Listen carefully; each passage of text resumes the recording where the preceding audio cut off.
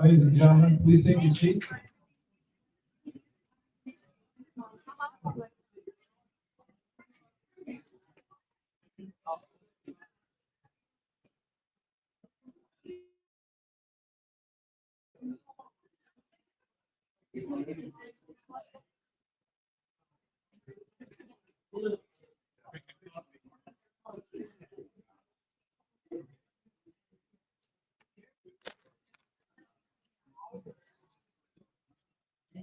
Never met you, but I just want to know about your. Oh, thank you so much.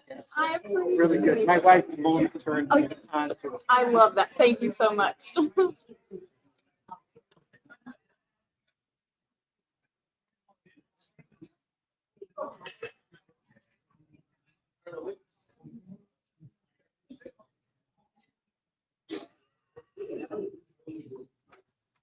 There we go. Thank you for coming. I'm Chris Barajas Don Moore, the Vice President of Fairfield Harbour Board of Directors. Don is a director as well. We came on a year ago. It happens tonight, and why we have things set up the way we do. First and foremost, the Rotunda view is so everybody can see what's going on, and the microphone is here. There is a pad of paper. We're not going to ask you to sign in, where you're from, how long you've been here. That's not the purpose of this. The mic is for question and answers. We have lavalier mics here because it's being live streamed. Both microphones have the ability to be, so the live stream people can hear what we're saying. And there's a notepad here with a piece of paper.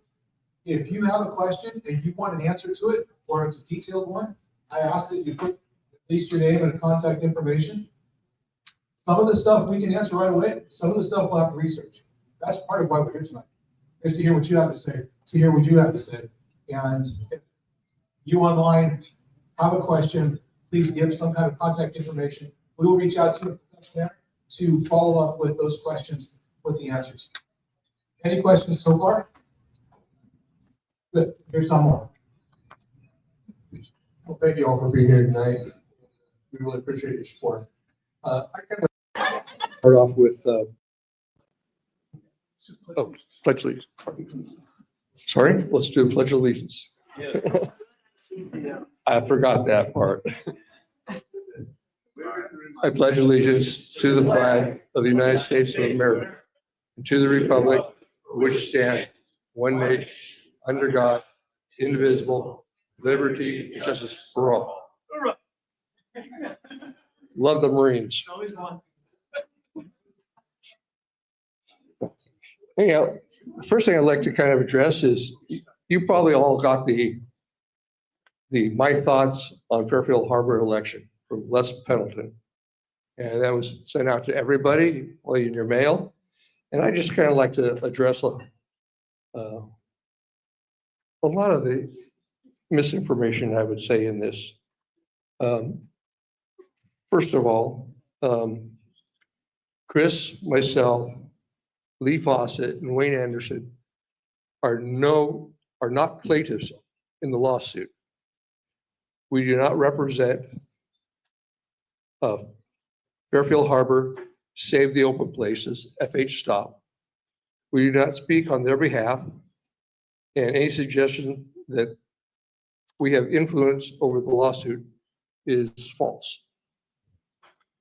FH Stop, Save the Open Spaces is a separate organization. We do communicate with them quite often. Okay, they're part of the community. We also communicate with Hands Across the Harbor people, a group of directors that has formed a group of past directors. So we try to communicate with everybody. If you want to talk to us, you'll find on everything we have, we put our phone number, our email address. We are not hard to get hold of. I get calls every day from somebody out there that wants an answer to a question. Just call us. We'll be happy to answer if we can. Chris and I are property owners. We do not want to see the value of our homes go down. We don't want to see the value of your homes go down. So saying that we are trying to run it into the ground is ridiculous too. Okay. A lot of the things that were in the letter that went out by the president should have been kept in executive session.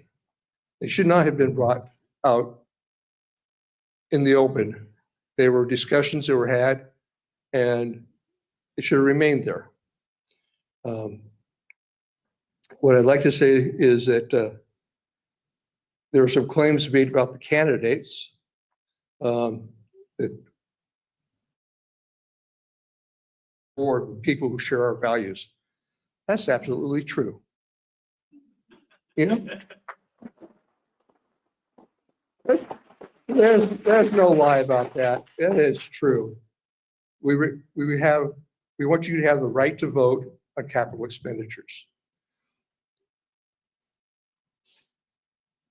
We want to rescind the 67% rule for voting for a recall. You should be able to do it with a majority vote. The fact that you have to have 67% of eligible voters makes this an almost impossible. You can't meet it. You can't meet it. You don't get that many voters out there. The other thing is that they stated in the letter was that Wayne Fawcett and Wayne Anderson and Lee Fawcett, I got you guys all mixed up together.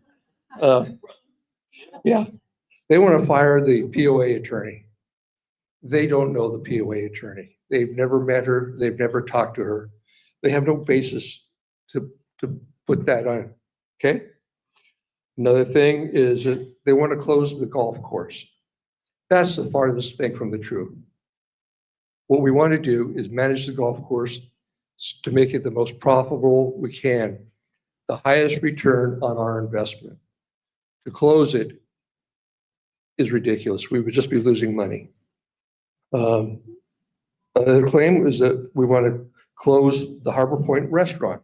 Again, this is completely false. We wanted, again, to have the highest return on our investment.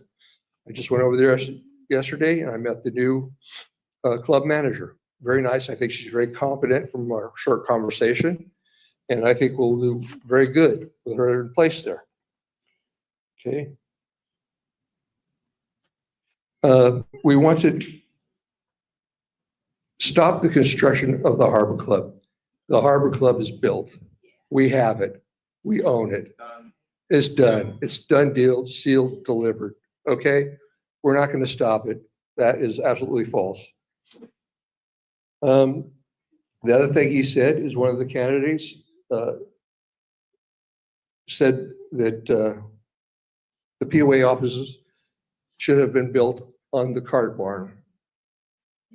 Okay?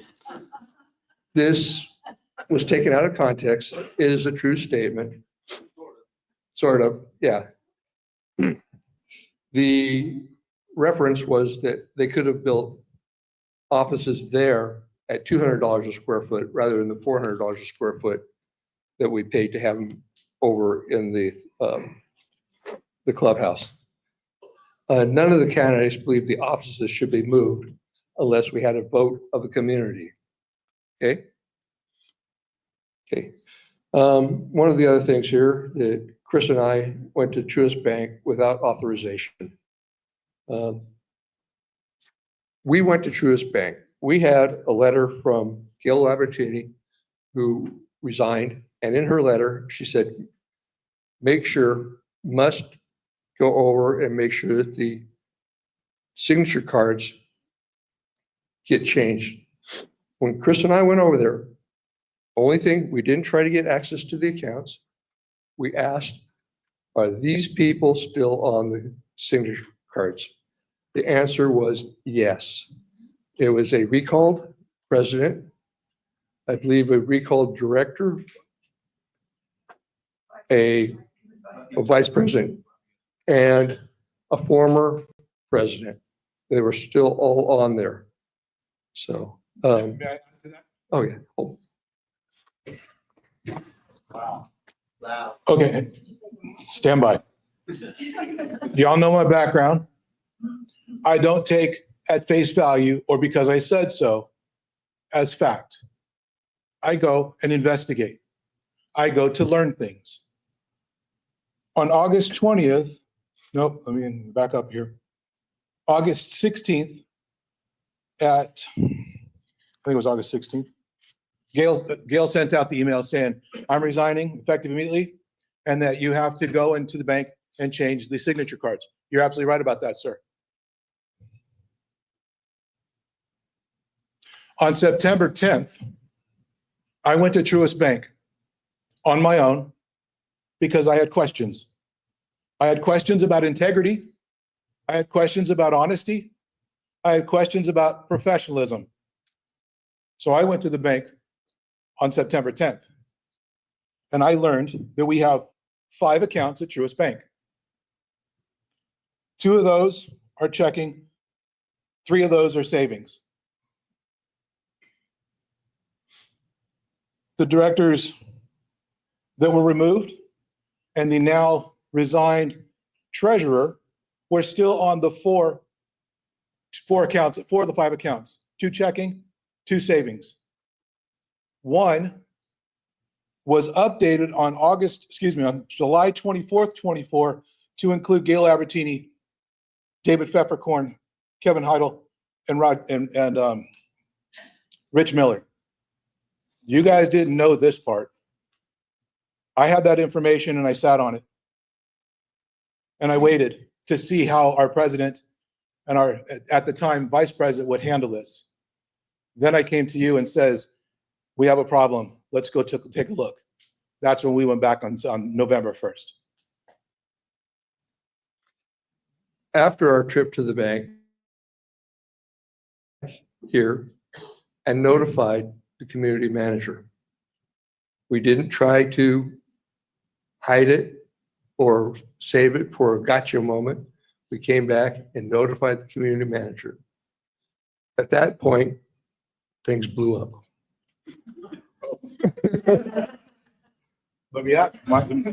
And there's more. It's a ShamWow commercial.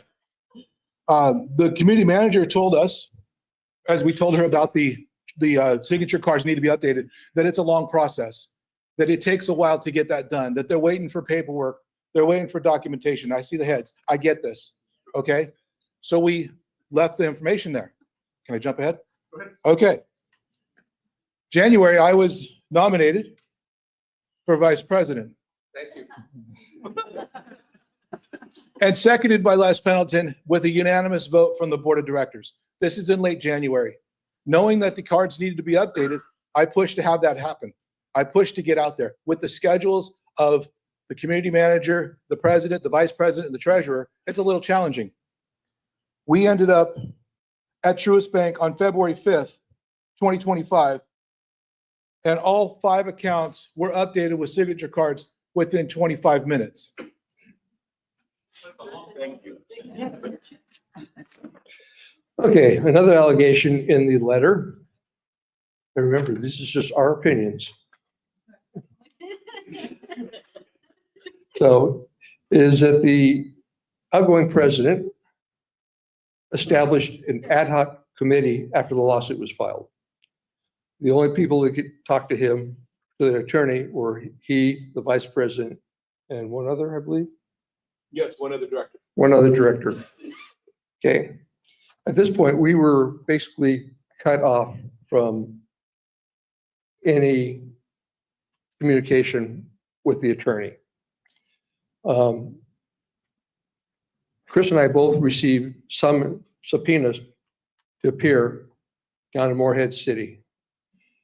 At that point, I wrote a letter, and Chris did too, asking for separate legal representation since we didn't have any representation. We needed somebody to talk to. Okay. So we sent this off to our attorney, and we also sent it off to the insurance company. And if anybody's interested, I have a copy of the letter. That's the only communication we really had with the attorneys. He says that we, I don't have his exact wording here, but that we went behind the back to contact the attorneys and get information on the lawsuit. That is absolutely not true. We were just seeking legal representation. And I have the letter here that I wrote to the attorneys, copied the insurance company. I'll be happy to share that with anybody who'd like to see that. But we were just trying to get, I don't want to go down and spout stuff I'm not supposed to.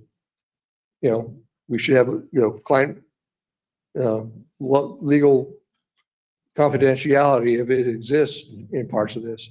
So to be cut off from our attorney was kind of a, where do we go from here situation. So the letter was sent was just to separate and request separate legal representation. And our request was denied. Our request was denied. By the POA attorney. I hope Carmichael. It was through Hope Carmichael that, well, yeah, we talked to both, and they both said it would have to be approved through the POA. So, Chris? You're up. Where do I start?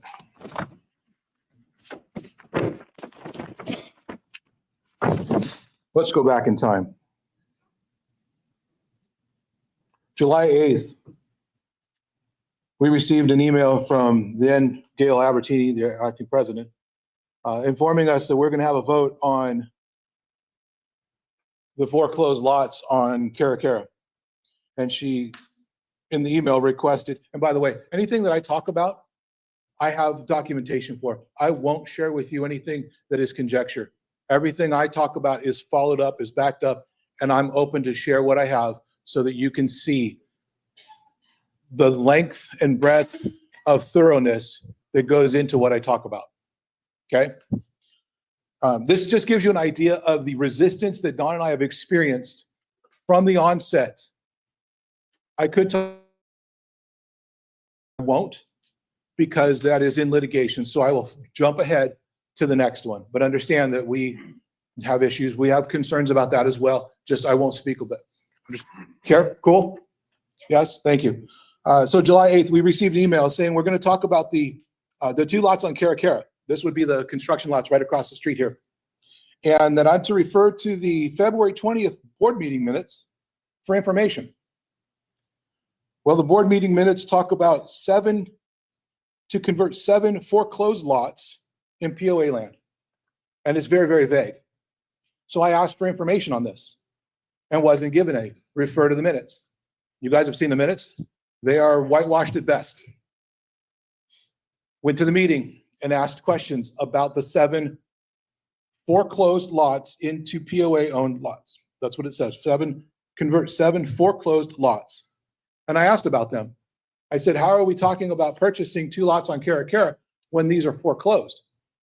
And we got into a heated conversation about it because it wasn't 7 foreclosed lots. It was 5 foreclosed lots, 2 that we purchased for $18,000 a piece. But yet the minutes say 7 foreclosed. You know what I was told? It's semantics. Ladies and gentlemen online, your minutes are your record of what happens in the boardroom. They should reflect accurate, true, and factual information. And if it's whitewashed, it doesn't help you with your confidence level. It doesn't help us to research, to be informed on decisions that have to be made. This is just one example of time after time where we have met resistance from the onset. Now,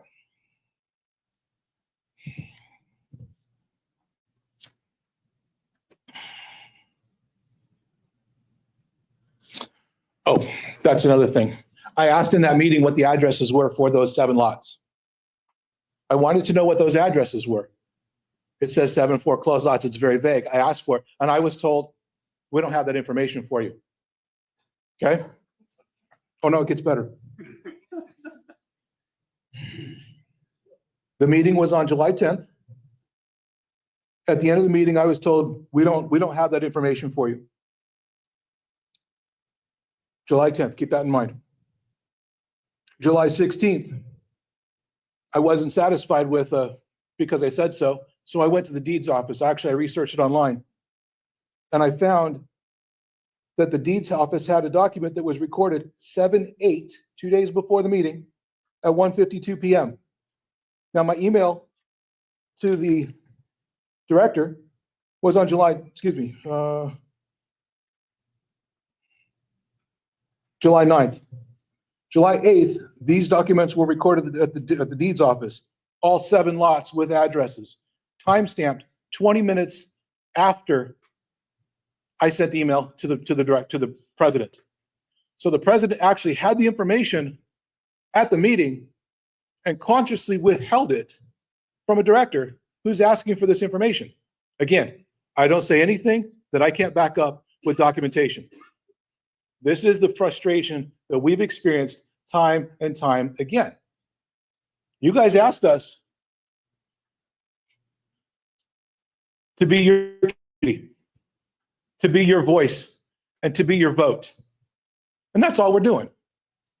We're not trying to make waves. I know that in that letter, I'm called an obstructionist. I heard it again just yesterday. I'm an obstructionist. I believe wholeheartedly in getting information. Good evening. Thank you for coming. I believe wholeheartedly in getting information. 1, so I can be better educated. And 2, that when you call and ask, hey, what about this? I can answer those questions confidently.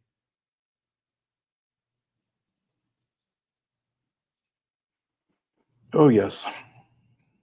July 17th, 2024. I'm on the board.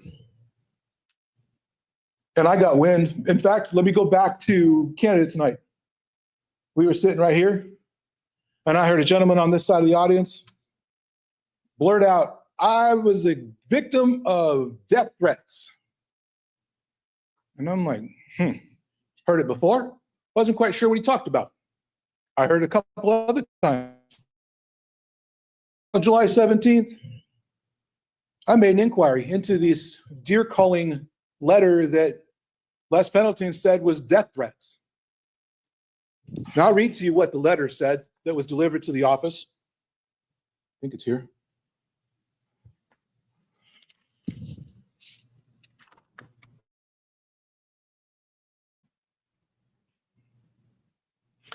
Quote, Hunter fired a shot in the dark side today at 5 p.m. The next time a live round is fired within FH, the hunter, H-U-N-D-T-E-R, be located and eliminated. Also, will 1 POA board member. There is now no further hunting within FH. The POA will announce the end of hunting in FH immediately to all residents no later than Friday at 5 p.m. No names.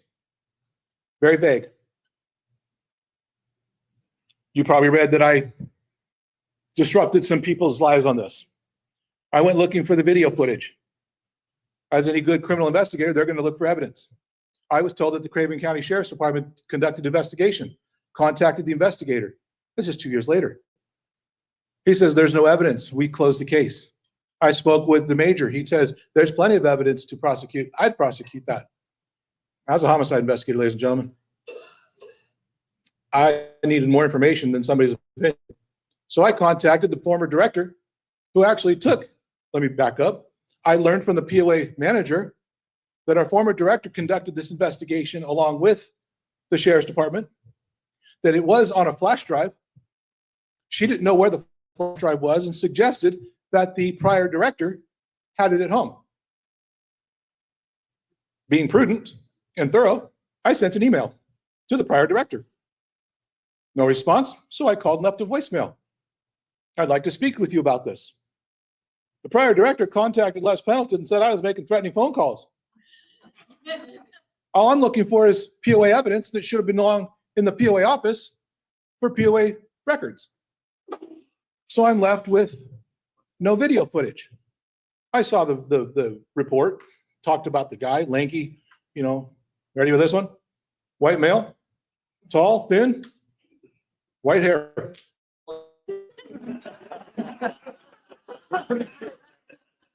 Can't make this up.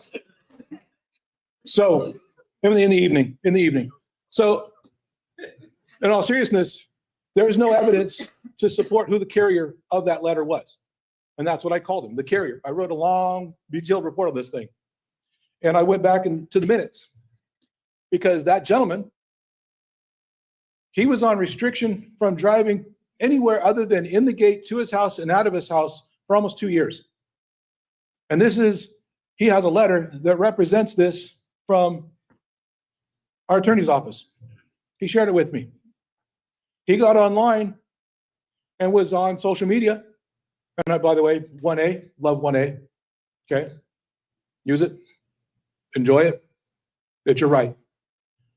But it offended some people. So the attorney sent a second letter, doubling down on his restriction. I went back in the minutes. I went to the bylaws. Nowhere does it say that any one person or president can make a unilateral decision on discipline in the community. Was in a conversation and asked questions with our legal counsel about that specific content. Motions require vote, votes get entered into minutes, and action happens thereafter. These are her words. I'm paraphrasing, but of course. So I said, well, if that's the case, and your office issued this letter, there's no minutes to reflect it, thus it never happened. 1 week later, that gentleman received his rights. They rescinded that letter, and he has full access, full realm of this community. It should have never happened in the first place. But somebody's making decisions in this board of directors prior to our arrival that is impacting you. If it's not in a minutes, if it's not a motion and a vote and not recorded, it shouldn't be occurring. Bottom line. More of the behavior that's being uncovered.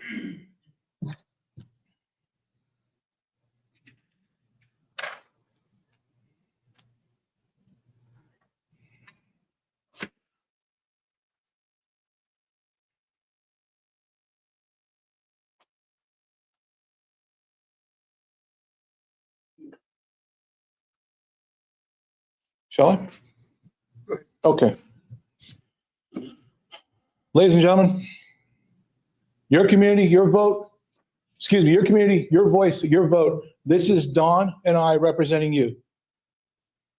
This is not an official board meeting of directors. If you saw the flyer, it did not say Director Chris, Director Don. This is us coming to you, giving you a snippet of what's going on in our community. A year in review.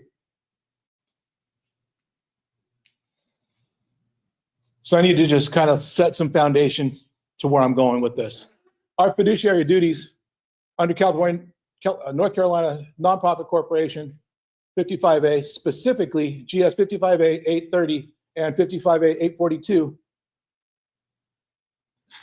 outline our duties as duty of care, duty of loyalty, and duty of obedience. Can you see? I'm sorry, let me get out of your way. Directors must discharge their duties with the care an ordinary, prudent person in like position would exercise under similar circumstances. This involves good faith, with diligence, and making informed decisions. Staying informed about the corporate's activities, including adherence to its governing documents, the bylaws and articles of incorporation, and taking reasonable steps to address known violations and bylaws, as failure to act could be considered negligence. Can I see where I'm going with this?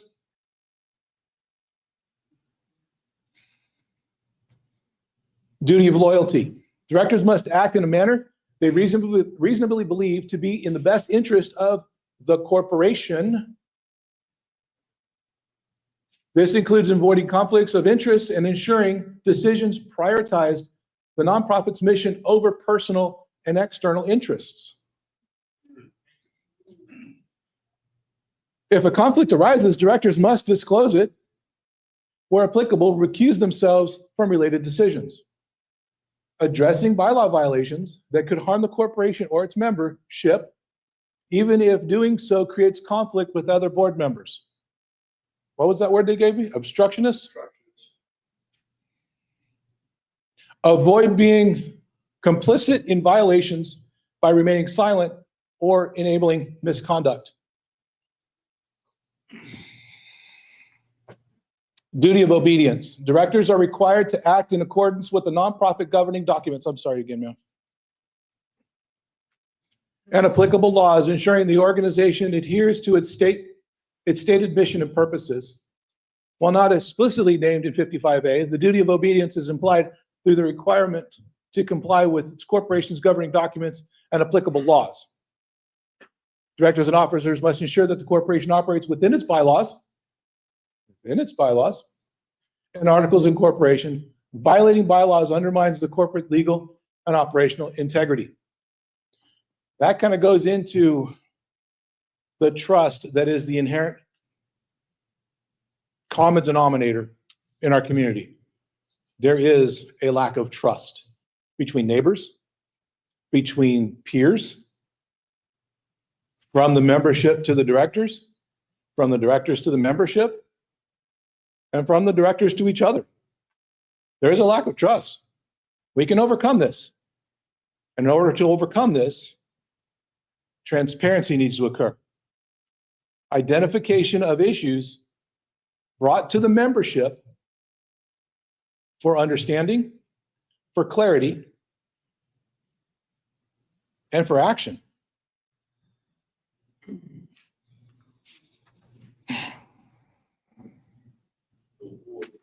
Capital expenditure. Hot topic button. Hot topic button. Capital expenditure. Capital, something we own. Fair? Expenditure is spending to get it. Anybody have a different legal definition than that? Because that's how I understand it. Sir? Okay. Okay. Our bylaws identify capital expenditure as an expenditure of funds for acquisition of property with a useful life of more than 1 year, with a purchase price of $2,500 or more. Our bylaws, Article 1, definitions, capital D. This is the 2020 bylaws, ladies and gentlemen, the most recent version that you have as governing documents.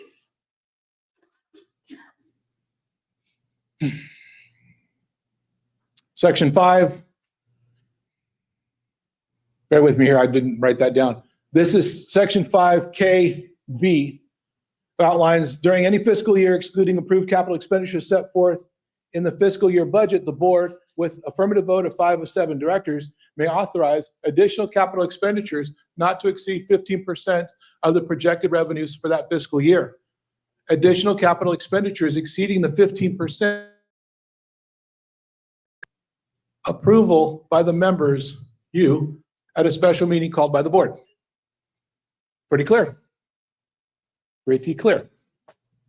North Carolina General Statutes 131E 176(2)D identifies capital expenditure as an expenditure for a project, including but not limited to the cost of construction, engineering, and equipment, which under general accepted accounting principles, GAAP, is not properly chargeable as an expense of operation and maintenance.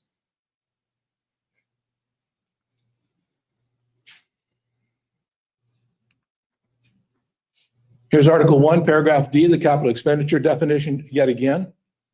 And the bylaws, Article 5, Section 1, Paragraph 5, K5B, the 15% required vote for capital expenditures.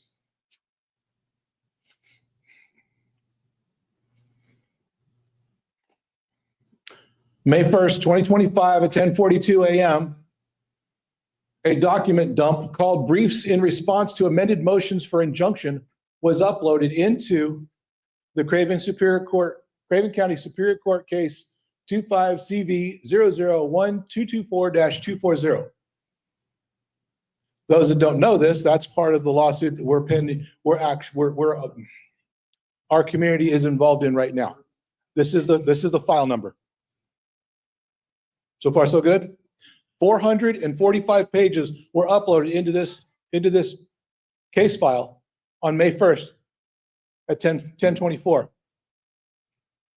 I got wind of this information about 2 weeks ago and have been combing through 445 pages to try and understand what this is all about. Now, there's depositions and minutes and pictures. I'm not going to get into the details because, and subpoenas.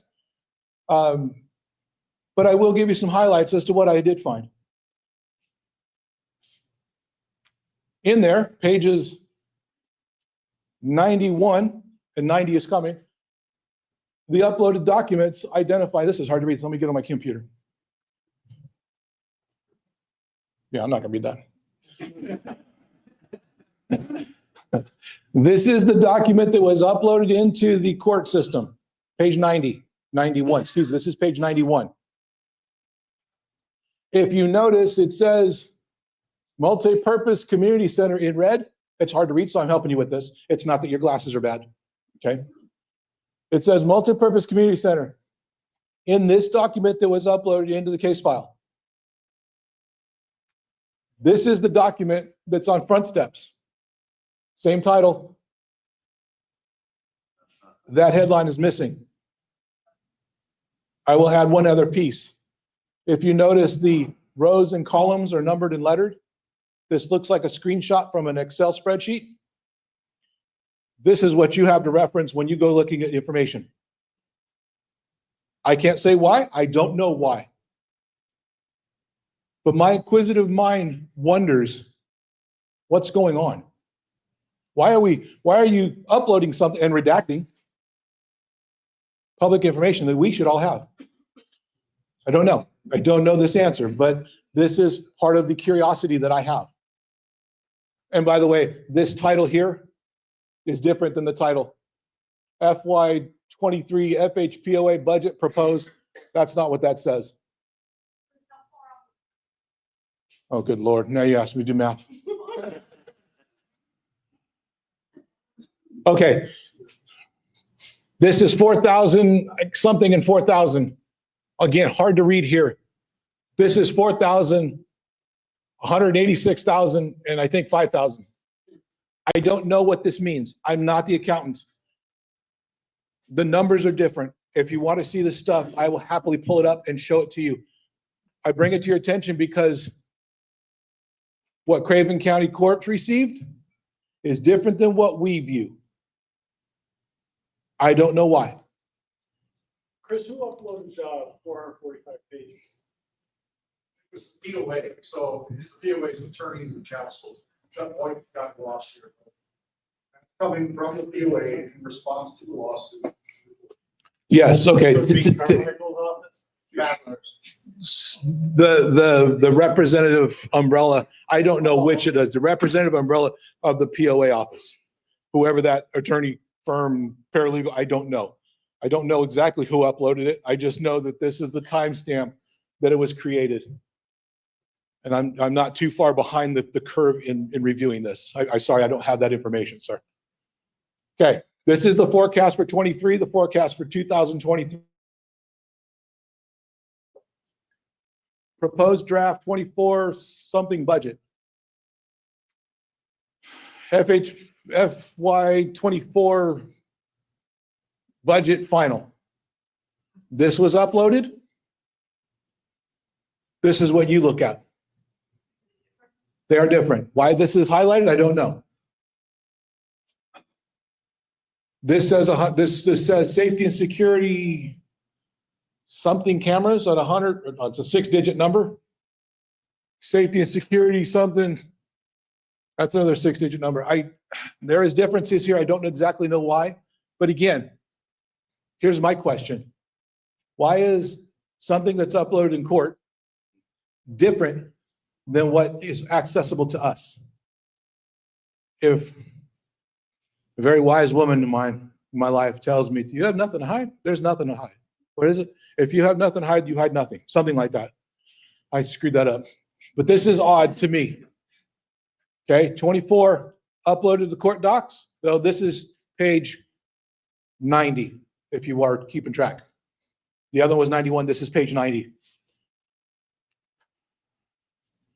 This also found inside those loan dockets. The truest loan contract, page 1. That all of them are there. I only focus on page 1 because if you remember the last town hall meeting, our prior president stood somewhere right about here and was reluctant to tell you that the collateral for our building, a first priority security interest in all accounts receivable and lien rights, including but not limited to the maintenance fees and special assessments. There's the whole talk. There's the whole document right there, ladies and gentlemen. But that's what this is, blown up, and the collateral line is down here. This also is in the 445 pages. Again, nothing I talk about is hidden from anybody. It simply takes a little bit of time to put the pieces of the puzzle together. Okay. These are contractors' affidavits of release of liens. Ladies and gentlemen, I've done work. I've done work for you. I want to get paid. This is my release of lien. Please pay me what the amount is on this sheet. You'll notice the dates and the amount at the top of these documents. This is the construction progress. The back half, the lower 40, 50 pages of that 455-page document. August 28th, 97,000. September 8th, 296. Now, Chris, why are you showing me this? Bear with me, I'll get there. October 28th, 438,000. November 28th, 493,000. Progress. December 23rd, 146,000. February 3rd, 299,000. Our fiscal year ends February 28th or 29th, depending on the year of that new year. So it's March 1st to Feb 28th. We'll just leave it at that. This is March 4th, the new fiscal year. This is fiscal year 24-25. That's the one we just ended. This is the beginning of 25-26. First bill, 316. Pro Audio is audio stage, sound and stage lighting equipment for the Harbor Club, 9,300. This is just a deposit, but it's paid out. March 24th, Trimark is kitchen appliances, 18,000. That's a deposit of a $36,000 bill. April 1st, another Wimco contract dispersal of 357,000. Our proposed total revenue from March 1st, 24 to February 28th, 2025, this is our budget document, has a total of $6,039,000. This is on front steps. This is pulled from the front steps of the 24-25 budget time. Fiscal year 24-25 payments to Wimco, our contractor for our Harbor Club. $1.771 million in 6 installments. That's from the start of the construction to the end of the fiscal year. Why is this important? For 24-25 was $6,039,000. They spent $1.77 million on the project. Simple math gives me a projected revenue overage of 29.4%. What's our cap? 15. Now, don't jump ahead. Don't get too upset. Or if we add our expenses for the construction company to our budget, we come up with this number, $7.8 million. Put that in the same formula. You spent 1.77 million divided by the new modified projected revenue of 7.8 million. You're at 22.7. Could you consider a disbursement as revenue? Very good question, sir. That's why it's an or, because I don't know the differences. I'm not going to just say it's this and not consider this. Either way, We're still over. either way, Loans, and that could be considered income. Realized versus recognized income. The loan is considered recognized income? Our budget is considered recognized income. The loan is based on revenue. Regardless. At this point. Yeah. there will be time for questions. It's an expense being construed as revenue, which I don't see the logic. This is where, Yeah. this is the documents that were uploaded. This is the information, the formulas, and the data. I empathize with you, sir. I've been milling over this for a couple weeks, trying to understand it. And you guys are getting it for the first time. Like I said, Chris and I are not accountants. Agreed. Don says we are not accountants. Don't even profess to be accountants. But I can figure out percentages. All right. So this is fiscal year 25-26. This is the one we're presently in. Ladies and gentlemen, our projected revenues for this year are 5.6 million. Last year was 6.039 million. We're going down in revenue. Couldn't tell you why. Not accountant, not the treasurer, not following trends, simply reading a document and pulling information out of it. Okay? Proposed revenue from 3/1/25 to 2/28 is $5.67 million. Again, this is on front steps. There were 4 installments of payments in the data dump. It ended on April 1st. I don't know about May. I don't know about, because I know that they do installments from WIMCO on the 24th through the 28th. So I know about April, May. Don't have those answers for you. This is what I've come up with so far. 701,000. Now, why is that important? Because we borrowed $6.5 million. We have spent 1.77 million in last fiscal year. That gives us a projected anticipated loan value of $4.72 million. Our job is supposed to be completed, certificate of occupancy, November of this year. November of this year.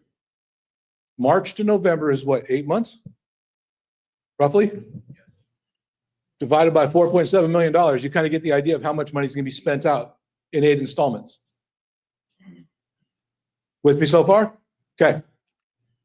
So with our value, our loan value remaining, because we know this is roughly going to be spent for the job, it's projected. I understand that this is hard numbers because we got a loan for $6.5 million. I believe this contract says that Harbor Club estimated at 6.2, roughly 6.1 something. And then there's contingency money. So they built a little bit a buffer. So bear with me with this one because I don't have the hard numbers. Does that include the interest? No, sir. This is simply what the bank the bank agreed to give us. The dollar amount. Yes, sir. So if you take our projected revenue of 5.6 and the loan value, we got an overage at 83.2%.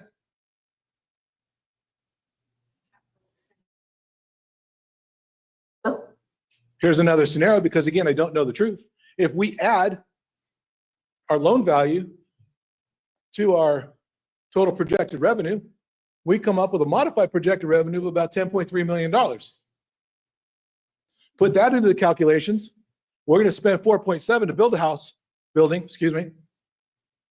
with a $10 million modified projected revenue. That gets a little better. That's 45.4%. I don't know the whole numbers, ladies and gentlemen. This is what I've come up with. Don and I presented this to our board of directors yesterday. They didn't want to hear it. Kind of stop the motion in the middle of the motion.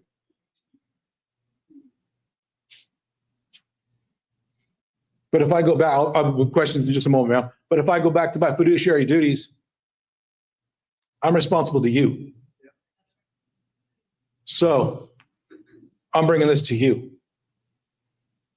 It goes a little further in saying that the treasurer is claiming, I've heard it from a couple of treasurers, the loan service cost, not the capital expenditure, stays below 15%. He told it to me direct because I questioned the value. And he's right, loan service amount. Back to capital expenditure is spending money on a capital.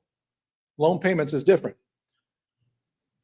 For better understanding, loan service costs will take effect March 1st, 2026. Our building is built, our money is spent, and now we're making payments. Is that right? So that is a loan service effect.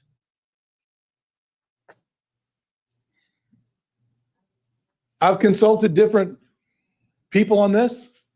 I've researched it. I continue to research it. I'm not saying this is concise. I'm not even saying this is complete. I'm saying I'm in the middle of this and looking into it. But the best I can tell you is capital expenditures are money spent for capital. I don't know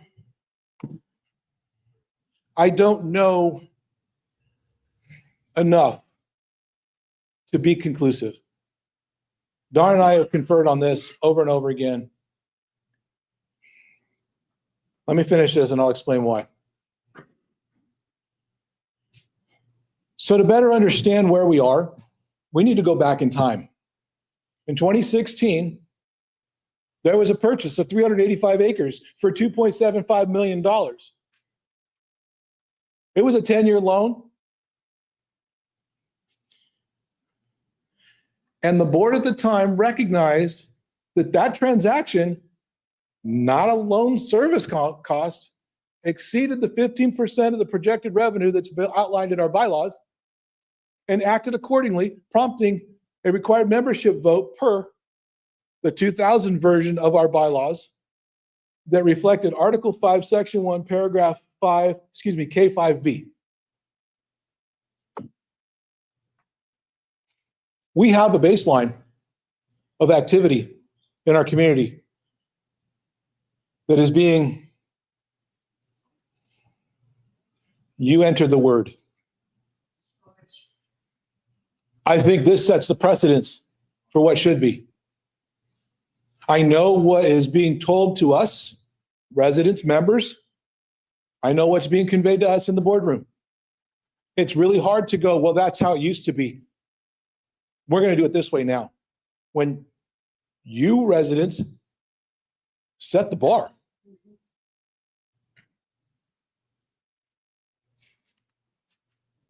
Now, again, have a fiduciary duty under 55A 830 and 55A 842 to act with good faith, with prudent care, and in the POA, your best interest, including addressing no bylaw violations, knowing that it's going to cause conflict between directors.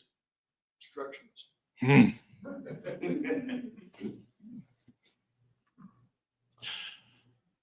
So I'm not only here to deliver the facts, but I'm here to give you a proposed next steps. The motion that I delivered to the board yesterday has all this in it. We want the board members to acknowledge that they exceeded the 15% of the projected revenues without a required vote, constituting a violation of the bylaws Article 5, Section 1, paragraph K5B. Can't change the past. We've already violated it. I think it would be prudent to reflect fiduciary duties to let you know, ladies and gentlemen, board of directors, we violated this. Because you can't change it. We also recognize that there's an ongoing capital expenditure for this fiscal year, 25-26, and as of May 28th, having likely exceeded the 15%. Why do I say May 28th? Because that was yesterday's board meeting. Remember, there was only up until April 1st of data. There was April 28th, May 28th, or 24th, however you want to call it. That's going to take us over 15%. And over 15% is 15.001. I know that sounds silly. I also recommend the board should immediately compile a preliminary report of all capital expenditure data consistent with NC 131E 176-2D, which includes the gap for 24-25, 25-26 from the treasurer. And within 10 days of yesterday's meeting, the recommendation was to obtain an external, independent, certified public accounting firm, not somebody we're using now.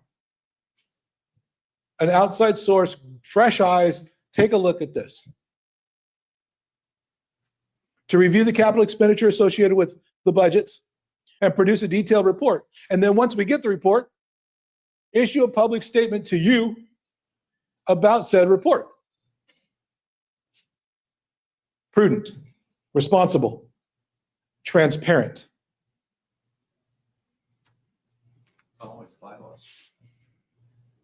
Now, I suggested, what did I say here? Something about this.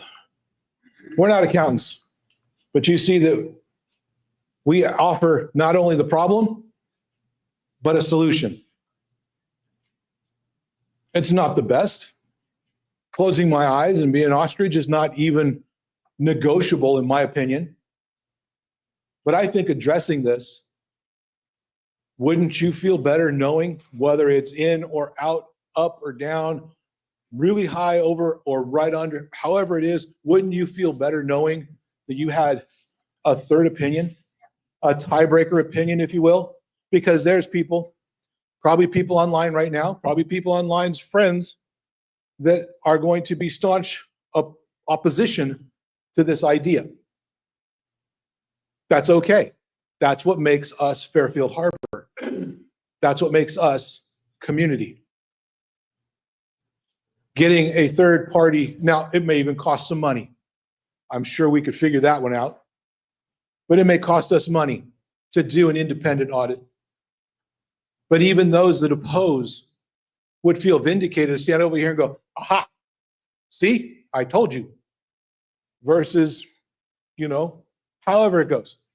I think a third party would unify our community, at least on one front. Now, at no time during this presentation or any previous or subsequent conversations have there been discussions about stopping construction of the Harbor Club project. I need to emphasize that. People online, I need to emphasize that. There's no talk. Don said it earlier. It's here. There is no conversation about stopping the project. The building is built. We want it complete. We want to be able to use it. This is the bylaw issue, not the construction issue. This is about your vote, your voice, your community. The informational presentation, and all membership are encouraged to conduct their own independent investigation into this matter. Everything I've given you here is online. This is the court case number.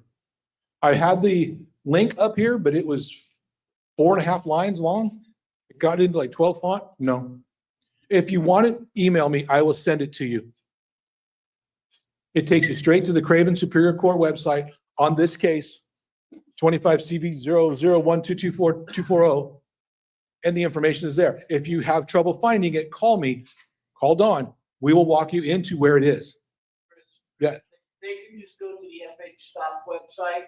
On the main page, we have a link right at the top for the court filings, and it goes straight to the court. Thank you for that. There is an FH Stop main page that has a link, fhstop.com. I offered the Craven to keep it neutral, but thank you very much for that. Ladies and gentlemen, we're at a crossroads. Before we get into Q&A, I need to just add a couple more things. You want to say anything? We are entering the election in 2 days, 3 days, 4 days. And this is the information you asked me when you talked to us, Dawn and I. You said, hey, we want information. We want to know the truth. We want transparency is the word I keep hearing. I said accountability. I think being a director with integrity provides you stuff that's ugly, provides you stuff that's important, provides you stuff that you should know. This is just a taste of what we are experiencing, what we're uncovering. And this vote that's coming up, if you want more of this,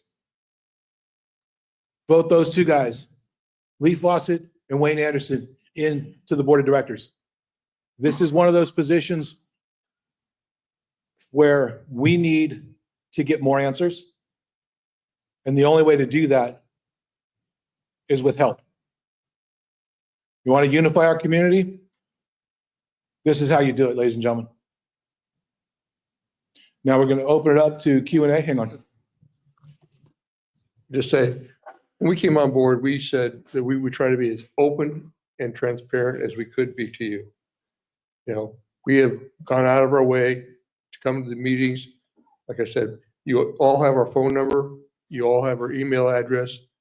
You don't know where I live, just stop by someday. My wife will give you a cup of coffee.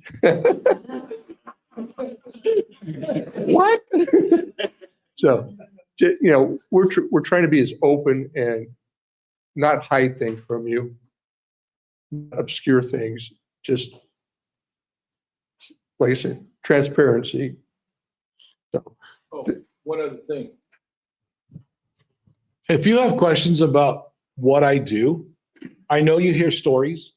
I know you see documents in your mailbox, online, Facebook. Please call me. Please contact me. Ask me direct. I am not hidden from anybody and will be very candid with you because I believe that's the only way to live about whatever it is. If you're uncomfortable with something, come talk to me. If it's a comfortable topic, I'll happily share it with you because I think you need to know who this character is that sits in this seat, not the name, not the story that your friend told you, but who this guy truly is. Same with Don. at this point, I think we'd like to open it up to question and answers. Step up the mic there. That's one. I just got one question going back to, no, that's the mic for Emily. Hello.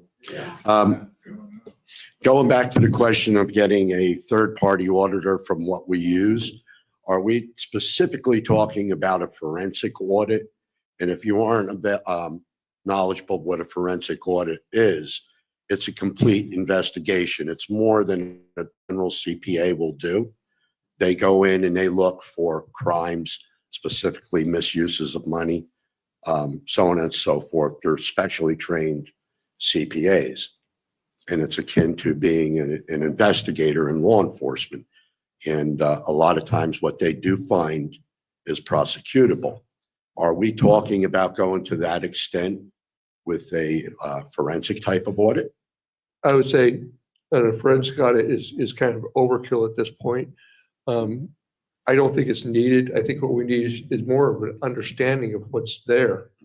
I don't think a forensic audit would be required. I think a normal audit would be, I mean, the documents there, we're not questioning the actual financial statements. From what I've seen, they put everything in the right boxes, the accountants have.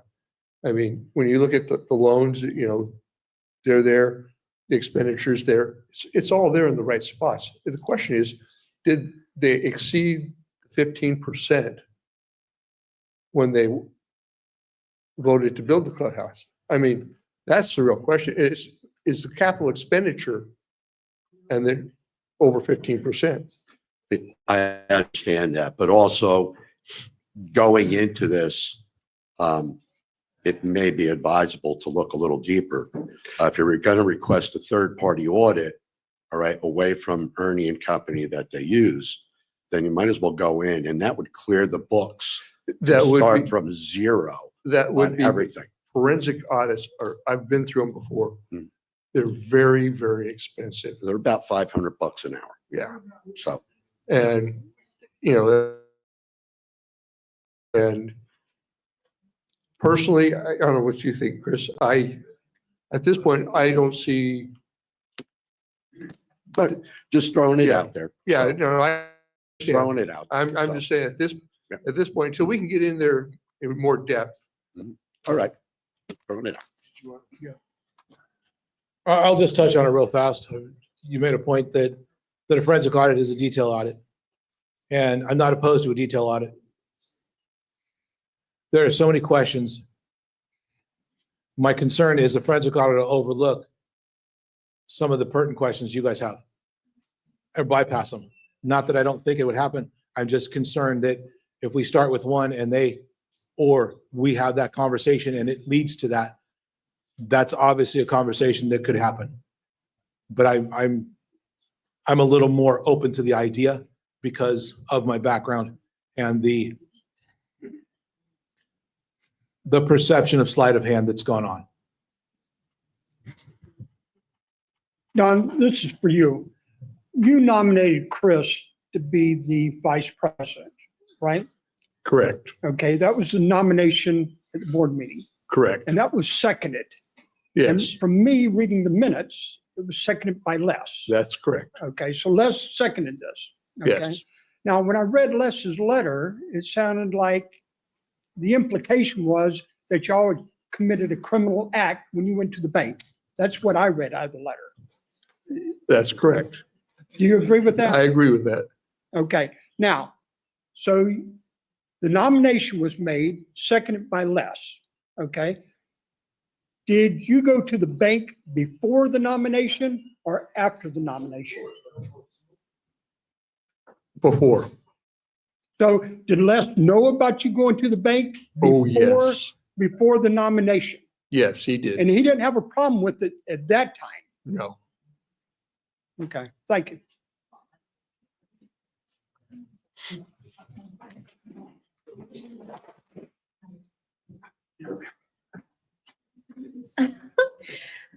I have questions on behalf of those folks that have dialed in. Okay. So I am happy to just keep circling the line if I need to.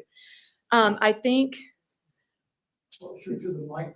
yes, Deb had asked a question or had made a comment at the May 15th candidates night that was held in this room that based on how old our community is, that not all of 55A and 47 apply to us, that there are parts and pieces that don't.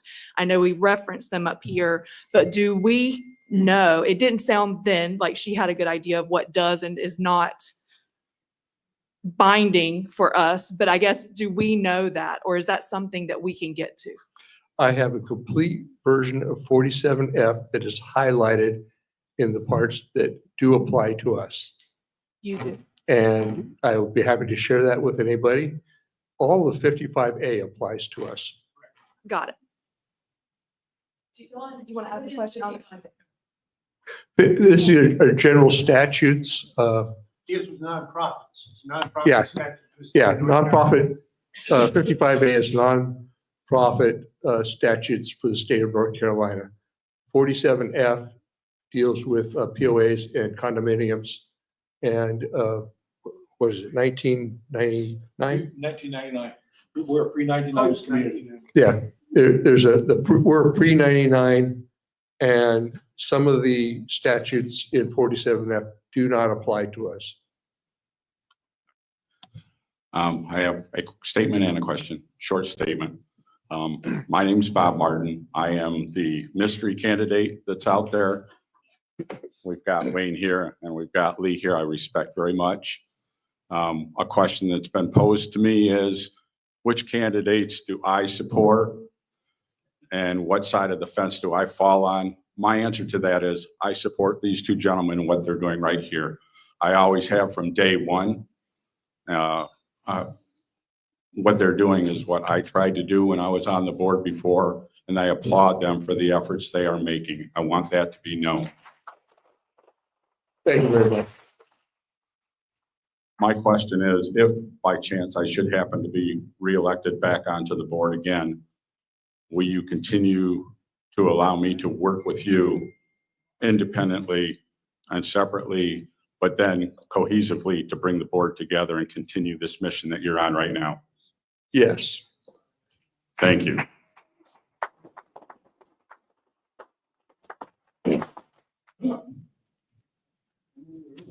All right. I'm back. Okay, so the next question is from Start Board of having done something wrong. We do not have enough information at this point. Got it. The other question, and I want to thank Phil and Craig Myler for all the good dialogue on the live stream about the difference between the line of credit versus a construction loan and where the money for the Harbor Club is coming from and where that comes out of. I'm not as smart as y'all. So I don't know that there was a question in there, but I didn't know if that was something that you could Should I extrapolate use on. my sweater analogy? Yes, you should. Okay. When you go to Neiman Marcus and you purchase the ugly duck sweater,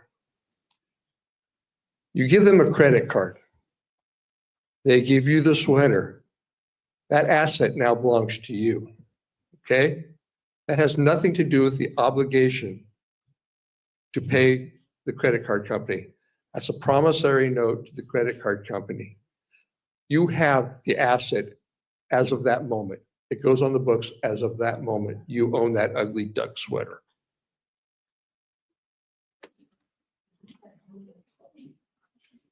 Can I ask one more question? You can ask all the questions you'd like tonight. We're here for you. Is there a hierarchy within the board? I mean, the president is like a colonel and you're like a private and you may be a buck sergeant. Or is everybody equal? Theoretically, we're all directors. So everybody's equal? Theoretically. Okay, thank you.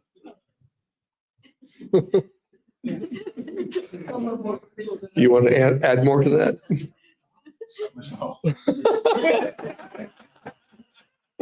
I'm not going to private. I caught that.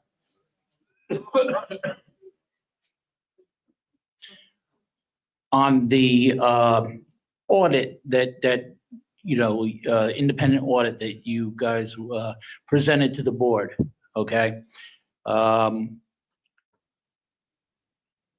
What would happen, let's say, if they just don't do nothing? Yeah, that's kind of where we're at. Okay. Because the reason I bring this up is that 47F and the statute that we fall under, 47F, allows the property owners to petition to have a vote to get a more, substantial audit if need be. That's correct. And we You would we need can. 10% Right. of the property owners to sign that. And at that point, the board would have to call for that, yes. Right. Okay.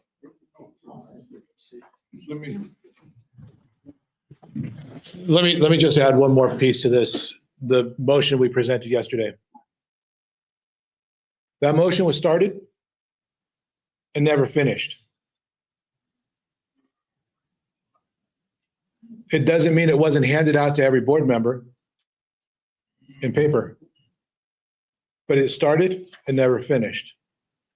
So it never got to the completion of the recommendations. No.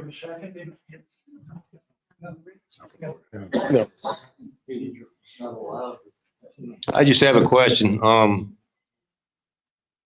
Did anyone ever consider the old BB Hurricane restaurant down there down by the marina, to build or refurbish, tear it down and redo it at a cost of probably about a third of what we borrowed to build this over here on Pelican Drive? I don't know what was considered on that. If anybody has any idea. Yeah, we don't own. Yeah, we do not own that. That's owned by Michael Alexa's company. Okay, but I mean, was he ever approached? I mean, I know the gentleman that runs the marina down there, Jeremy, Yes. and I had a conversation with him last year, and he said about $875,000 to bring that up to snuff, the code. Last That, time I talked to Michael, I said he's looking for a partner to go in over the rest. yeah, I was just wondering if he was ever approached, flat out, we'll take it out from under you.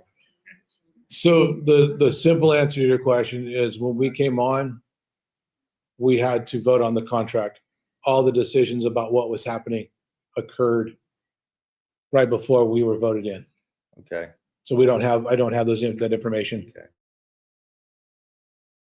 Lexion, if that's his name, probably said no. I have no idea. Okay.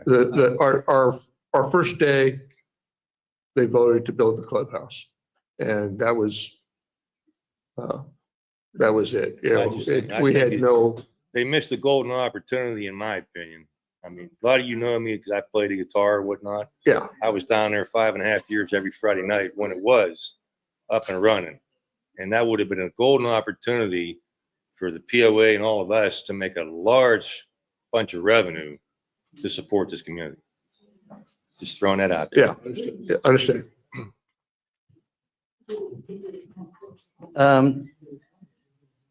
One question and one opinion.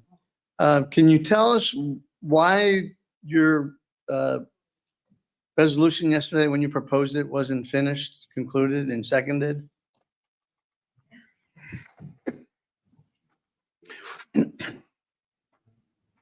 Yes. I grabbed the floor, made a motion, got about a paragraph into it and was told I was obstructionist. I need to stop what I'm doing. You don't have the right to do this.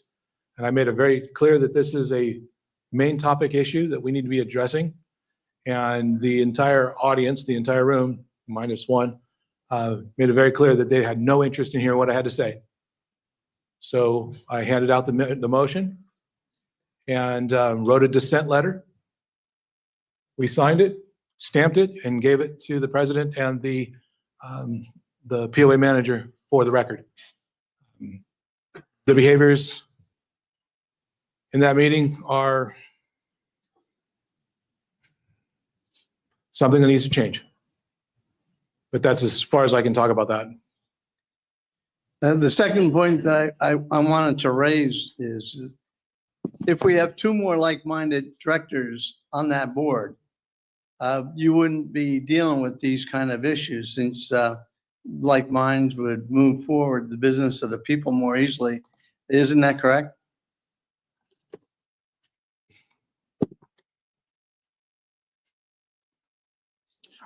I will say to the term like-minded people is how we got to where we are now.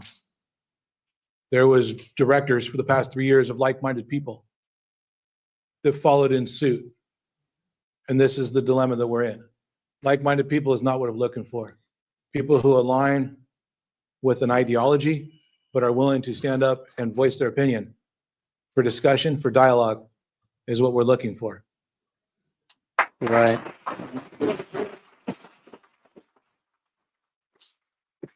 To add to that is Chris and I don't always agree on everything.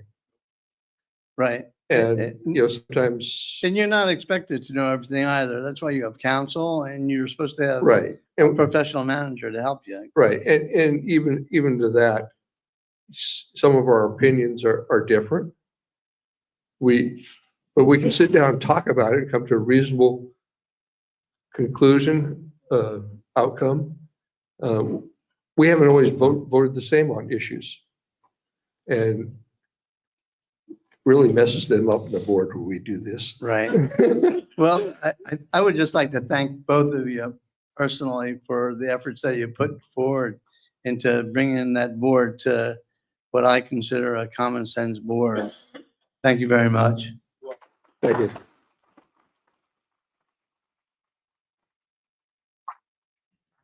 Building on, Dan, you're looking for more for a consent. More for a consensus between the board members. Correct, Yeah. yes. Back to what you had talked about earlier for your proposal or what you brought before the board. Was the answer or was anything said about tabling the motion? Or was it just killed? Versus tabling means it can be brought up again in the next meeting. It was, It was neither tabled nor killed. It will come back. If not now, then, It will come back, sir. okay.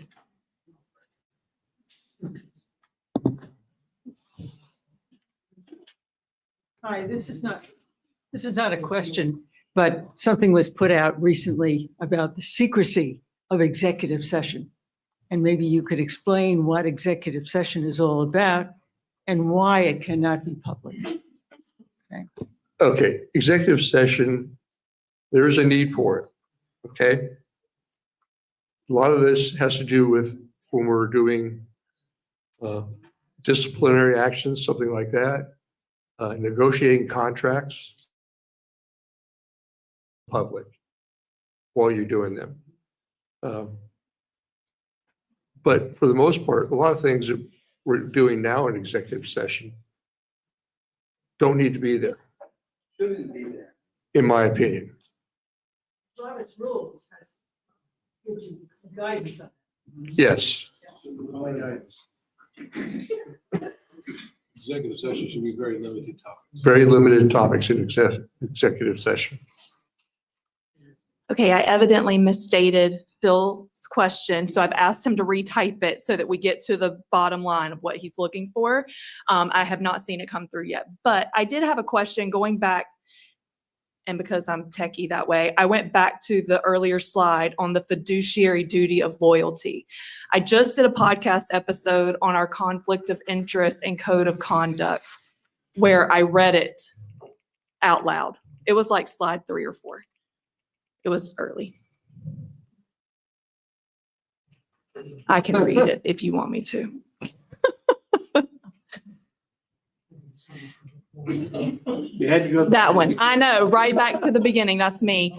In here, there are specific words. This includes avoiding conflicts of interest and ensuring decisions prioritize, right? We're doing what's in the best interest of the community. This bullet, the first italicized bullet, addressing bylaw violations that could harm the corporation or its members, even if in doing so it creates conflict with others. That's directly in conflict with the code of conduct, because the code of conduct essentially says, if you have a conflict with someone else, it's best to walk away as to not, right? Like, I mean, I read that. Yes, you read that. Okay, so how do we reconcile this fiduciary duty of loyalty with our code of conduct and conflict of interest?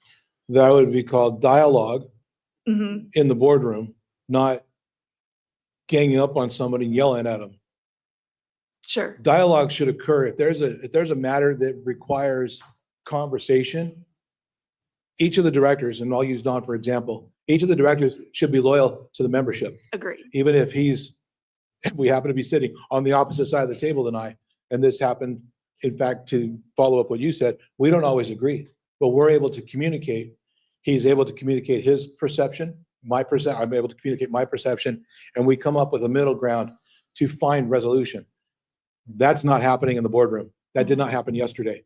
Instead of, let's hear what you have to say, or we'll table it for more information, or wow, this is really interesting. For lack of a better It's- sentiment, it was, we're not following. It was contentious. Yes, sure. And it obviously created conflict with other board members, but they weren't interested in dialogue to overcome or come to a resolve.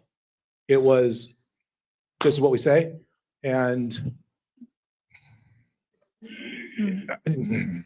unfortunately, this is, Okay, I just wanted, that was something that, my And question personally, back, not back from to the. this with the code of much. conduct with our residents. Mhm. We should have dialogue as well.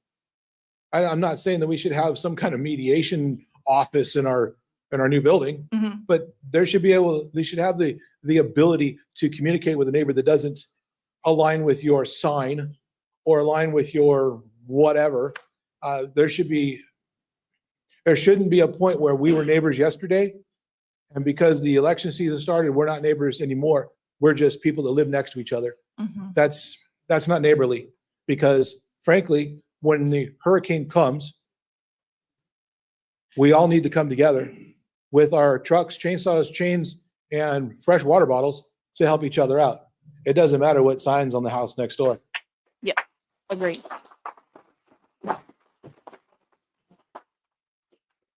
I'll let Bob state this one. Yeah, one thing that I'd like to point out to everybody in the audience, if you have access to front steps, I would make a recommendation, as these guys are doing their due diligence, go out and look in front steps and documents in the resolution sections, and look at the number of resolutions that have been made by past boards and go way back in reference to the code of conduct. I think the code of conduct there's been resolutions made to the code of conduct at least, and I'm just going to put out a number, 5 times that I can recall, but there's more than that. Just look at that and ask yourself the question, why are we making so many different resolutions to one bylaw?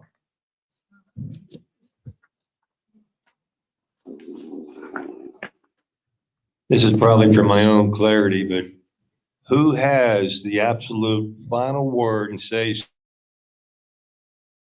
Fairfield Harbor? That would be a board decision as a vote of the 7 members, Okay, and it'd be a majority vote of those members. now is that information though put out, whatever's going to be done, is that put out to the community? It should be all put out in a motion in the documents, loaded on front steps. You should be able to go to the minutes, Okay. board minute. But you wouldn't just arbitrarily do something based on a majority vote in the board of directors without approval of all of us? In regards to, you have to give me an example. Well, I guess the elephant in the room is the building they're building over there right now. It Correct. seems to me that there were a very minimal amount of people, property owners that were asked, do you think it's a good idea or not? And as opposed to the 2,500 other members, 2,300, we never knew anything about it. Whether you're for it or against it, it would seem to me that everyone should be informed about what we want to do before it even goes to a vote in the board. It's my feeling that type of situation could go out for a membership vote. Okay. Everybody in the community should have an input on. I mean, small items, I understand. Yeah. Just keep the ball rolling. Yeah. But a major operation like that over there, and it's not you guys, I'm not. Yeah, no. But it should have gone to everybody. I understand. Before the board ever did anything. Things like the mower broke, we need to replace the engine in it. Right. We're just gonna make that type of Right. decision. It doesn't affect the community, that affects them mowing the grass. But it's something like the Harbor Club. My feeling is that something like that should never have been built without a membership vote.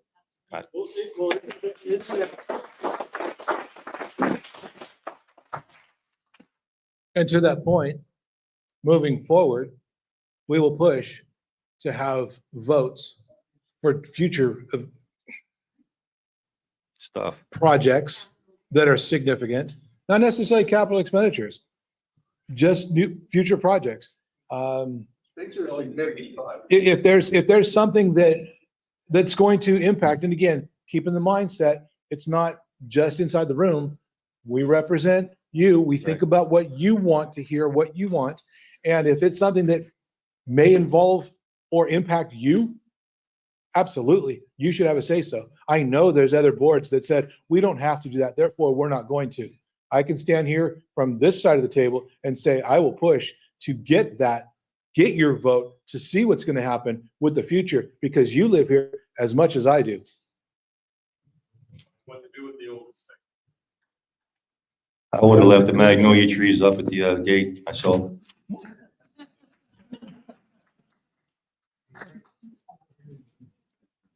Okay. I think I have more context for this question. And there's some back and forth, but essentially it revolves around the purchase of the 385. And I think there's questions around, and again, Craig and Phil, super smart people. And so the funds for the 385 increased the budget to repay the loan from the partners. The funds to pay the construction loan have been covered in the 3 $100 dues increases. Craig responds, it did not increase the budget, was paid out of real property for capital expense. A significant difference is that those were paid from non-dues revenues. Then there's discussion, then aren't projected capital expenditures in the budget. And then Mike also chimed in and said, I have a question about where the funds came from to pay off the 385 loan. So I think they're circling around those 385 loan. Whether it was cap, I don't, y'all make it right. If I understand the question right, the funds for the 385, and again, I don't profess to be an expert on this. The funds for the purchase of the 385 came from residents that moved into a bank loan that we ended up paying for. The funds for the Harbor Club originated from a bank loan that we obtained to build it. The $300 or 422, however you want to break it up, 100 plus an extra 122. Yeah, I had the same question about where the money came from to pay off the 385 loan. I have not seen that on a budget line that says, I don't know how much that was, that says X amount of dollars. I think it was a 7-figure number paid off one time. I haven't seen that number on a line item that's under a GL code, a general ledger code, to know where that comes from. So I have the same question to that point. As far as how to pay this off, ladies and gentlemen, we own it. Again, we're not disputing the fact that we own it. Have that loan, and that starting March 1st, 2026, it is a loan payment. And that's all it's going to be, is a loan payment for the next 15 years. I think I answered those questions. I told them to reach out to you. Yes, if you're online, you have more questions about that, please call me direct or email me. Hi, and thank you both for the work you're doing with the board. Good luck. Thank you. So I'm not strong at math, so you lost me pretty early on in your conversation about expenditures and revenue and all that. So to make sure I understand, your concern or your opinion is that more money is being spent over the 15% that requires community approval to be spent. Is that correct? Yes, ma'am. Okay, so knowing that a lot of this is water over the dam, so to speak, what's the resolution, or what do we need to do going forward? Do we need to have a vote to approve further expenditures on this building? I mean, what's the solution, or is it a learning opportunity to say that's never going to happen again? Would like to say it'll never happen again. Frankly, if we don't address this, it will come up again. If we don't address this as a community, the indecision will rear its head a different way. And then we're back into square one, trying to compare 2016 to 2025 to whenever that is. You're right in the sense that last year's money is spent. This year's money is going to be spent. There is a fear, and I can't deny, there is a fear that if we put it up for a vote and the community says, nope, we're not spending more money, then we're done with a building. I don't like that idea. No. Don doesn't like that idea. No. Nowhere in here do we talk about that. Right. But that is, I would be remiss if I didn't talk about both sides of the coin. So where do we go from here? I think we do have to have your input so that we set the standard that whatever the perimeter is for 15% or that capital expenditure is established so that we don't have to go through this again. Good. Thank you.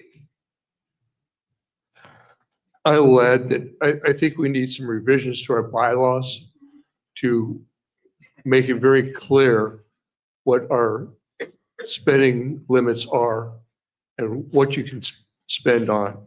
You know, I don't think you should be able to take a loan out for 15 years and include it without a vote, because now you've obligated the future income of the community to a loan that they had no input on.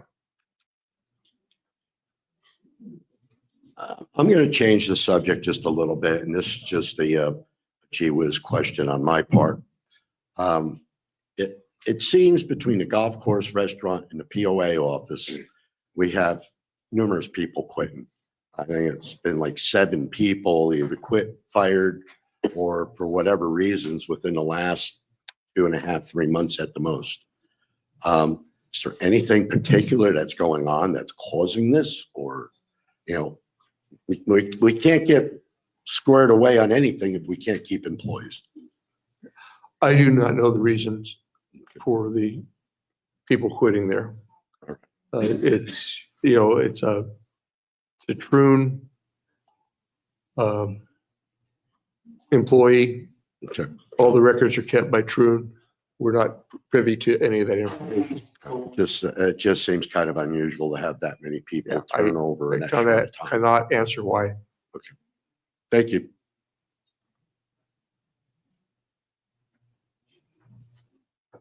I have a real brief statement, but also a question.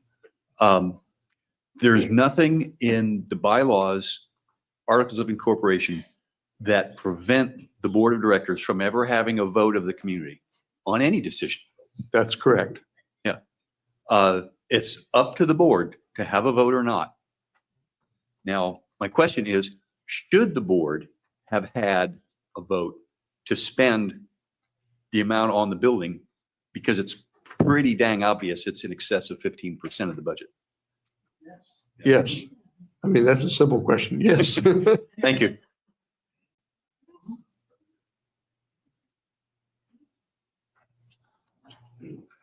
Yeah, I have a problem with the way you're figuring the amount that we're spending right now for the bill that we've got, it's being constructed. We have a construction loan, right? Yes. So the funds that are being paid to the builder and the sound people and the whoever else, that's coming from the bank as a draw on the construction loan. That's not coming as part of our budget here, Correct. correct? So why are you adding them together to come up with an expenditure of funds?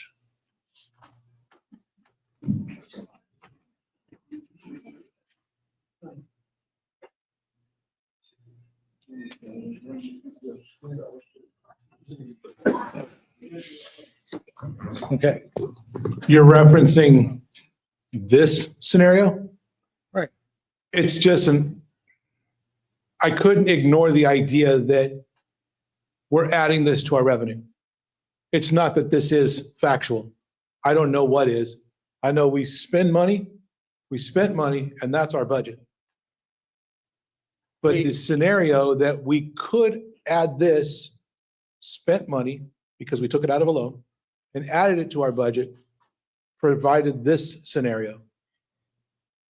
I don't know if that is the right one or this is the right one. It's more this number that I'm concerned with.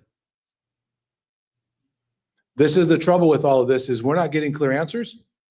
Thus, I'm left with these scenarios. The Wimco payments are from the loan, are from the construction loan with the bank. Correct. They're not part of the projected revenue of the harbor. Correct. So it would be the top one. With apples and oranges. Fair. Okay. We don't know if they're adding this. So if we only work off of our projected, because you're right, our bylaws state the projected annual revenue. That's the 6.039. So if we ignore all of this and only work off of that, we still have a big number. Okay, let's use that. The total projected revenue of 6 million. The 1.7 million that we've paid them is from a construction loan, which is totally separate from the projected revenue. Yes? So why are we, I don't understand. Okay, so why are we using the 1.7 if it comes from a separate loan amount? Right. Okay, That loan The- amount, that loan, that construction loan is going to convert to a mortgage next year. yes, And that construction loan will be paid off. correct. In time, yes, it converts into a construction loan. It's the concept that we're writing checks out of our checkbook for that amount. That is capital expenditures. That's the concept. Are we writing the checks or is the bank writing the check on a draw? We're authorizing the bank to pay the company. That's a draw. Okay, I see a draw on a contract that's totally different from our projected revenue. Not doubting it's a lot of money, everything else that you're saying. and this is where we're troubled, is because we're getting parcel information and I'm left to work on what I have. Right. Okay, It's, again, this is, please investigate. If you find more information, I'm open to it. I am way open to this idea, but this is what I found thus far. And the people that I've talked to, this is how they've calculated it. And this is not just people here. This is, different entities that I've spoken with about this. And if I'm wrong, Mr. Thompson, I'm happily say that I was erred. I was just a want to make mortgage sure. banker. Pardon me? I was a mortgage banker for a while and we did construction loans. And, that money and the money for the construction loan and the money that the individual had, their salary did not get commingled. Okay, You had the loan and you had the salary. And they were two different things. And the construction loan became the mortgage. wouldn't it have been nice to hear years ago? If this is, I'm just using your model and what you're telling me, had the people stood up here and talked to us about this and said, this is this kitty, this is what you're saying to me, this is this kitty of money. It has nothing to do with our money. But Right. that's not, those conversations have never occurred. And the other point, important point to all of this, sir, is the fact that it's cost us more money now to secure that loan. Oh, yeah. When the association in a whole needs to be more disciplined. You want to give the mic? On how we spend our money. And Chris, you said something there a short while ago that concerned me personally. And Don, you agreed with it. And that was that you guys aren't on the side of the fence where you feel that we should stop construction for the Harbor Club. We want to continue to build it. I beg to differ. I think we could get the Harbor Club to a certain point without fully exhausting the money from the loan and get our house in order, get disciplined about our expenditures, and then later on down the road, finish the Harbor Club. We've got infrastructure in this complex that is reaching its maxed out age limit. Roads are in poor shape. We already know that the sewer and water system underground is in poor shape, yet we're building 180 more homes in the complex without addressing that. That's going to bite us all in the butt. I want to finish this topic, Okay. but I want to finish. Well, the point what I was trying to explain to Mr. Thompson here was the fact that, sir, it cost us more money to service the loan in the long run. And I do have the same questions that you have regarding where this money for the loan is or how it's treated. But I understand what they're getting at, and that is that percentage of expenditures being over and above our 15% without a vote. I agree. Totally agree. I look forward to having more conversations about this. I'd love to sit down and talk with you about this at any time. Yes. And the other question I would have for you is even in the loan, say we disregard the loan, when does the Harbor Club become an asset on our books? And that is an expenditure that you have there, right? Becomes an asset when the building is finished When the building's finished, and we take possession of it. when we take possession, and that's when you would put That then becomes an asset. and we would have the $6.5 million deficit at that point. But then the question becomes, it's still not, the loan still doesn't cover. And what just absolutely blows my mind is that we've got a building here that is completely secured by our dues and not by the building.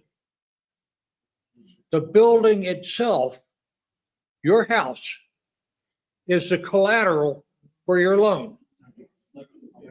Everybody in here, your house is the collateral for your loan. No, he's speaking about it. The building that they're building is not the collateral for the loan. Right. And I The think, building will be free and clear of any encumbrances. that's correct. So you could, the POA or anybody could turn around and sell the building next June. Correct. That's correct. Yes, understood. Which might not be a bad idea. Which might not be bad. Which might not be a bad idea. Thank you, Mr. Thompson. You're absolutely right. And I understand that the topic of the building has lots of tentacles. That is definitely one that's a whole nother night because of that. I want to just, before your question, ma'am, I want to just touch back on the infrastructure issue. You've been sleeping in my garage.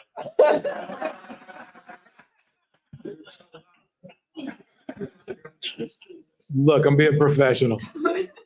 I agree with, we have an infrastructure issue and we've had one. We have a discipline issue. We have a discipline. We have, there's a whiteboard back here. We can start filling it out. And yes, but right now, tonight, the conversation's about percentages. Right. The infrastructure issue, another night. Trust, if we could have one of these every night, you guys bring dinner, we'll talk more. But we have to address these things. In fact, Don is on the Roads and Streets Committee and is very aware of these. I spoke with a gentleman today about property control, about the processes in which our construction occurs and the troubles with the process. Not necessarily oversight. We've talked about this. There is a procedural problem that needs to be addressed. And we ran on our platform that we shouldn't, before the building was built, we shouldn't be building a building on a failing infrastructure. I 100% agree with that our pipes are 45, 50 years old. They need to be replaced. They need to be cleaned. The fact that I live on Gondolier and our sewer line is 75% impacted due to the flooding that occurred from the storm and subsequent storms from way back is a problem. Now we live, we're elevated, so it takes the sewer a lot to get to our house, but it's a problem for those that are on slab grade. And this is an issue that is community-wide, and it needs to be addressed. I know we can have lots of talks, and I would love to have more conversation about this with you, sir. Well, it's a concern. It is a concern, but, and I understand the concern about percentages and wanting us to take more caution in any further expenditures that go over and above 15% without a vote. But at the same time, we're crying over spilled milk at this point. And that. Again, yes, you're right, but if we don't address it, Well, somebody else will take over and I understand all that. But it brings me back to the point that I made. In addition to that, was my concern that we're not really doing anything about the Harbor Club. We're gonna let it go and we're gonna build it and we're gonna pay for it. Yes. That's my concern. understood. Thank you. Just wanted to voice. Mrs. Barajas? No deputies around. This is for you. So I just want to clear the understanding on capital expenditure. So all the engineering they pay for is a capital expenditure for the Harbor Club. All the concrete, all the stick lumber, all the windows, all of that is part of the capital expenditure number that WIMCO is getting paid. Is that accurate? It's associated to that structure being built. So it doesn't matter if we're paying a loan fee or servicing fee on a loan on the back end, it's what we're buying up front, which is the capital expenditure, which is what is going past the 15%. That's my understanding, correct. Okay. And I've beat my head around this for weeks. It's trying to get answers, and when we had a conversation today that just messed my mind up. Did you request in January from the treasurer to get all financial information regarding the Harbor Club?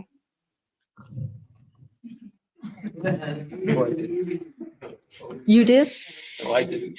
Oh, Yes, it was late January. I made an email request for all documents, all loan schedules, all progress related to the Harbor Club, and received 3 pieces of documents.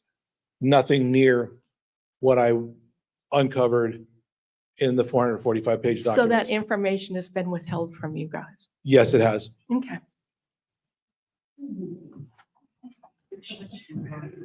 Good question.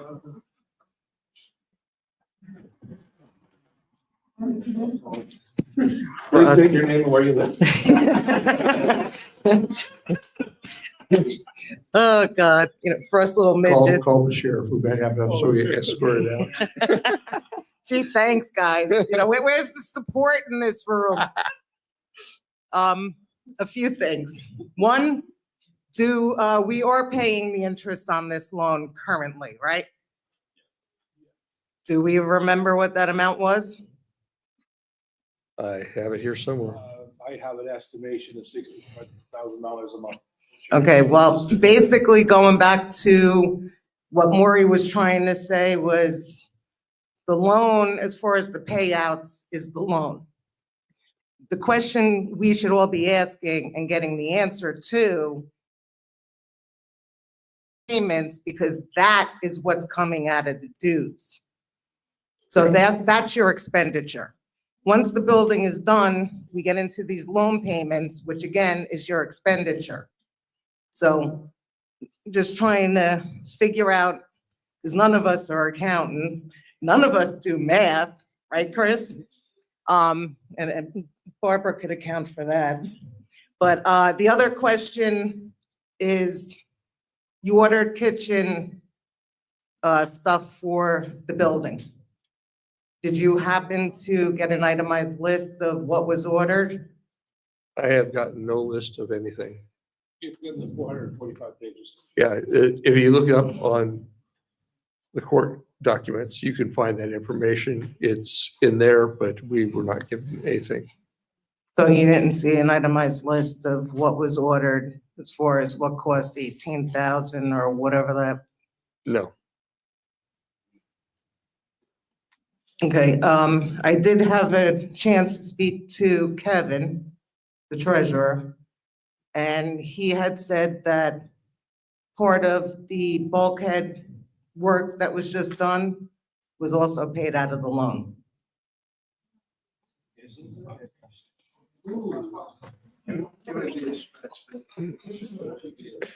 That's news to So- me. I have not heard that before. Maybe I misunderstood him, but you may want to talk to the treasurer and clarify. That was a separate line item in our budget. And it was, Supposed to be coming out of the dues, Yeah. which again is expenditures. it should not have, everything. In fact, I would doubt that that's true because all the invoices are for Wimco or they're not to the company who did the bulkheads. So I don't see anything in there that We would would, need to do more research on that statement. yeah, we have to do more research. Again, I might have misunderstood what he said, so, but I don't think that's a true statement. It's because it's not showing up in the documents here. And we have a line item in the budget for it. okay, Thank you. thank you. If that is all, Emily? Motion to adjourn. Yeah. motion to adjourn, seconded here. Thank you all for coming tonight.